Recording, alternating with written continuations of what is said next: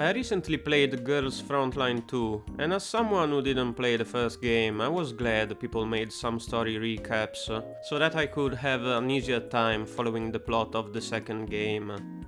This got me thinking, if Beullu Akaibeu 2 is ever going to be announced, it could be useful to have a recap of the story so far, for people who have never played Beullu Akaibeu, or to people who just need a refresher. So fine, I'll do it myself.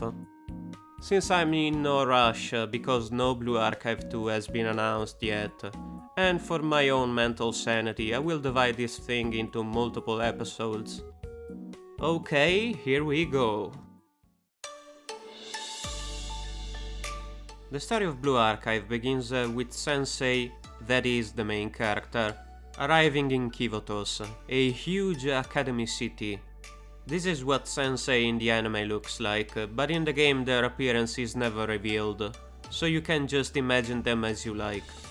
As for Kivotos, while it is referred to as a city, it's more like a federation that is made up of districts instead of states, each district centered around an academy. The reason Sensei is here is the disappearance of the General Student Council president, the highest authority in all of Kivotos, as the council serves as a sort of federal government. Before going missing, she assigned Sensei the role of advisor for a club formed by herself, the Federal Investigation Club, Shale. The first thing to do is reach the Shale building and regain control of the area, as there is a riot going on, orchestrated by a student that escaped the Federal Correction Bureau's custody, Wakamo, who is one of the 7 students that managed to escape prison. But the 7 prisoners is a topic that is only expanded upon in event stories, so you can forget about her for now. During this first battle, it is established that students are bulletproof, thanks to their halo. Not Sensei though, he doesn't have a halo, so their role during battle is commanding from behind the front lines. After reclaiming the Shale building, Rin, who is the vice president of the General Student Council, gives Sensei a special tablet called the Shittim Chest. A worst name ever, by the way. Left specifically for them by the president, it contains a unique super AI called Arona, who looks like the president, but lollified. Not even Arona knows why the president is missing, but she is able to reactivate the Sanctum Tower, the most important building in all of Kivotos, from which one could manage the entire city. Sensei is one of the good guys, so he gives control of the Sanctum Tower to Rin, so that she can operate as the acting president for the time being, until the actual president is found. Sensei is now in charge of Shale, a club with no specific goal, which has extra juridical authority in all of Kivotos. This means that Sensei can enter any of the academies when he wants. Sensei chooses to use Shale's authority to go around Kivotos, solving all sorts of problems students may be going through.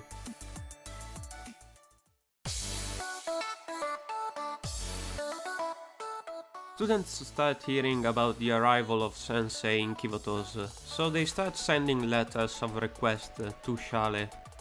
Among them there's one from Abydos High School. Apparently the school has been repeatedly attacked by the Helmet Gang. They are called this way because... yeah, you can guess why. Sensei heads there and passes out from hunger and dehydration. Good job. He is found by Shiroko, one of the only 5 students left at Abydos High School, after the district started to turn into a desert. The other 4 students are Ayane, Serika, Nonomi, and Oshino. Together they form the Foreclosure Task Force, dedicated to saving the school from closing. The school owes a lot of money to a loan company, over 900 million yen in fact, and to stop the school from closing, the task force must pay a sum of money every month. With Sensei's guidance, the Abydos students beat the Helmet Gangsters, Sensei decides to also help them with the money situation. Not by paying off the debt, mind you. It's not like Sensei has 900 million yen laying around. But a new threat looms over Abydos. A group of guns for hire, called Problem Solver 68, is attacking the school. Its members are Haruka, Kayoko, Mutsuki, and their leader Aru. They are all a bunch of troublemakers from Gehenna High School, who left the district and go around doing mercenary work. Thankfully for Abydos, it turns out that Problem Solver 68 is just a group of outcasts without any money, led by an idiot, so they are easily beaten. During the last battle with the Helmet Gang, the task force was able to recover a piece of a tank and trace it back to Kivoto's black market. So, to find out who hired the Helmet Gang and Problem Solver 68 to attack the school, they decide to go there to investigate. While at the market, they save a student from Trinity High School, Hifumi, from some random thugs. She is there to look for a limited edition plushie of Peroro, from Momo Friends and an ice cream franchise collaboration. The Peroro lore is integral to the Beullu Akaibeu story. Shortly after, they find themselves in front of one of the biggest banks in the black market, through which a good chunk of the illicit profits from Kivoto's criminal activities flows. And there they see the same bank employee that has been taking their interest payments every month, depositing their latest cash payment into the criminal bank. To get a better understanding of the situation, the Abydos students decide to get their hands on the transport documents. How? By hitting the bank, of course. Payday style. While dragging Hifumi and Sensei with them. Not that Sensei seemed adverse to the idea to begin with. Such a good teacher, being supportive of his students' initiatives. From the documents, it turns out that the loan company they were paying each month, Kaiser Loans, was directly funding the Helmet Gang that was attacking Abydos. But why would they do that? The next day, Problem Solver 68 is back, but they are not solving problems. They are blowing shit up downtown Abydos, so the task force heads there to confront them. Except for Hoshino, who had yet to show up at school. The fight is interrupted when a third player enters the scene, the prefect team from Gehenna High School, who are there to capture Problem Solver 68 and bring them back to Gehenna.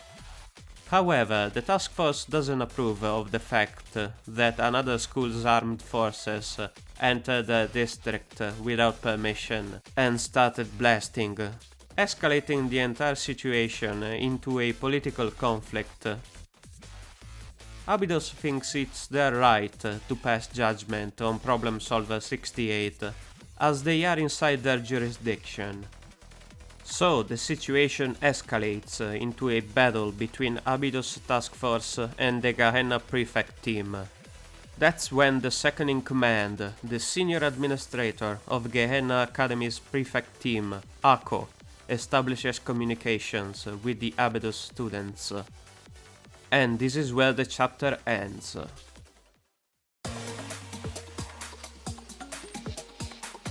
Ako tries to negotiate with Abydos to get Problem Solver. However, they refuse cooperation, as entering with armed forces in the district is a clear breach of jurisdictional authority. The prefect team refuses to leave, and things start to get suspicious. Why enter with an entire platoon in another district just to apprehend a group of troublemakers? It's becoming clear that the prefect team was anticipating a fight with Abydos, and that the true objective they were aiming for was Sensei all along. You see, the situation between Gehenna Academy and the other biggest academy in Kivotos, Trinity, is sort of like the Cold War.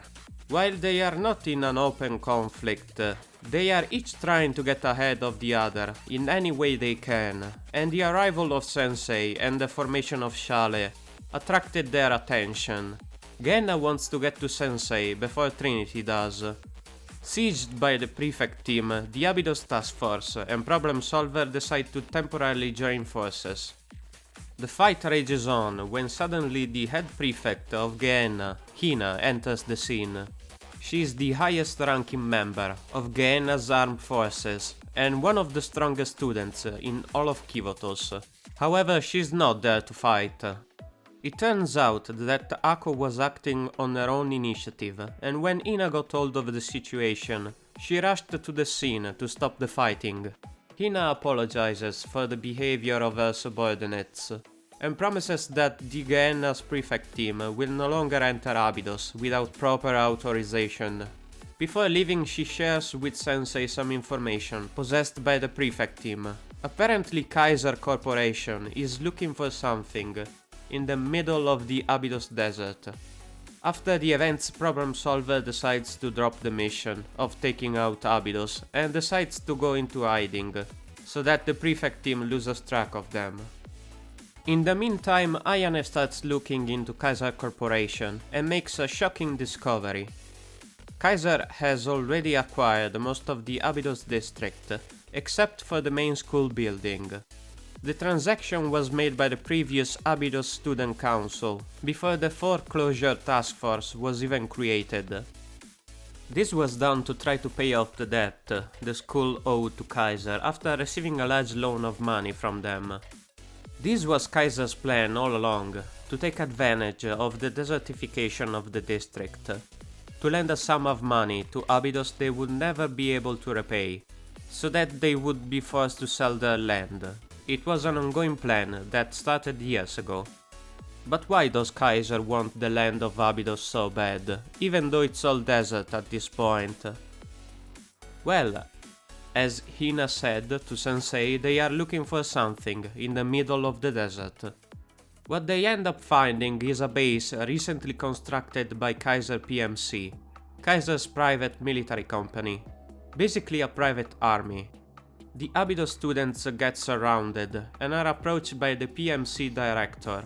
He reveals himself to be the person, or robot, I guess, who paid the Helmet Gang and Problem Solver to attack Abydos. To punish Abydos for attacking the base and showing them who is in control of the situation, he raises their debt by an unreasonable amount. The task force realizes that there is nothing they can do, and decides to leave and return to the school to think about the current situation. That evening, Hoshino decides to have a talk with Sensei. She reveals that an individual with connections to Kaiser Corporation, only known as Black Suit, has been offering to make the debt disappear if Hoshino dropped out of school and joined the group he manages. This individual is very suspicious, and apparently even Kaiser's director seems to be afraid of him. Despite Hoshino reassuring Sensei that she doesn't plan to drop out, and that she has already refused his offer, the next morning Hoshino is nowhere to be found, and the other students find a letter of resignation when arriving at the club room. But no time to worry about that. Now that Hoshino is out of the picture, Kaiser has decided to attack the school.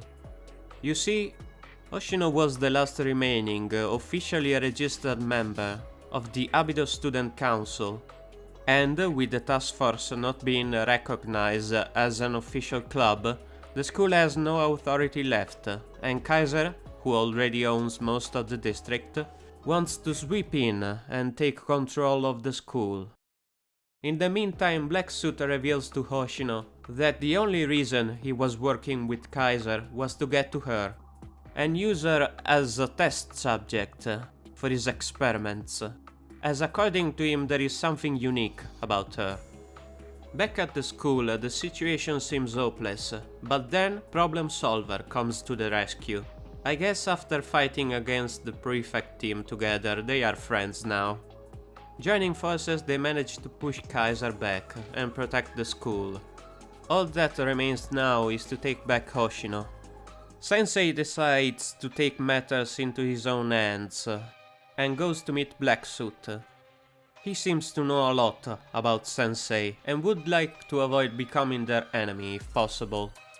He reveals himself as part of an organization named Gematria. Gematria? Gematria? Their objective isn't entirely clear yet, but they propose Sensei to join forces, which he refuses, and asks for Oshino back.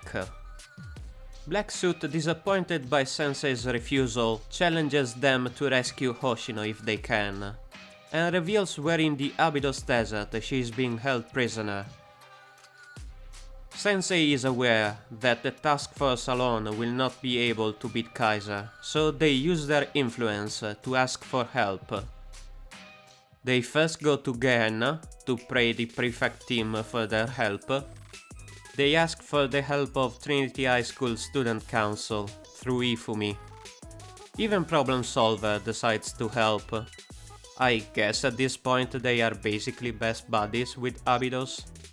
All together they manage to defeat the Kaiser director and save Oshino.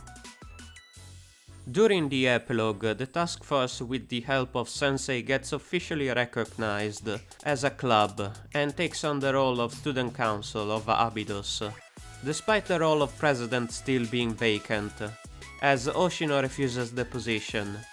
The debt still exists, but Kaiser is being investigated by the General Student Council, and the director has been fired and is now on the run, so things have calmed down for the moment.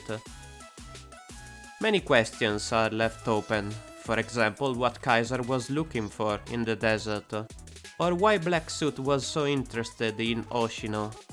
All of this will be revealed in later chapters, so stay tuned.